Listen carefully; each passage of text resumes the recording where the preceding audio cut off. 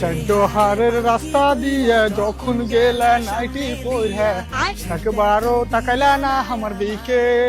তাহলে তুই আব্বাজি কি হবে? তোমার প্রেসার এখন কেমন আছে? প্রেসার? তোর মতন ছেলে থাকলে প্রেসার খালি ওপর নিচ হইতে থাকবে। কি হয়েছে সেটা বল। সেরকম কিছু হয়নি, আমি জুয়াতে 80,000 টাকা হেরে গেছি। আমার রক্ত মানি করা টাকা। ভালোর কথা, তুমি তো বড় দাদুকে বোকা চোদা মানে নিজের নামে জায়গা জমি করে নিয়েছিলে। পরের বছর তো টুটুর পাঁচা আবার উল্টালটা কথা বললে। যা মোটরসাইকেল খান বাইর কর, ভুরকুন্ডা থেকে হার লেগে এক বান্ডিল বিড়ি গালা লিয়ে গে। বিড়ি নাই, বিড়ি শেষ হয়ে গেছে। কই মোটরসাইকেল? কেন বে হারকে মোটরসাইকেল কি হলো? ওই মোটরসাইকেলটা বিক্রি করে তো আমি জুয়ার টাকা গেলা শোধ করেছি।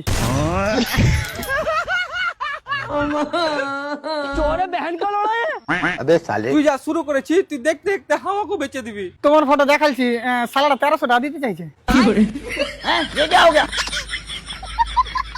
আমি বললো যে যত সুয়ারের মতন মুখ হোক না কেন আমার আব্বার, এত কম রেটে আমি দিতে পারবো না।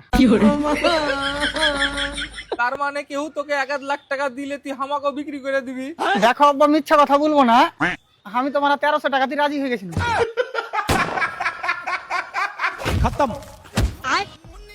আব্বা মরে গেলে নাকি? अबे साले আমার মরে গেল, লাভ আছে, বাড়ি খান তো পাবো। ও মরনি।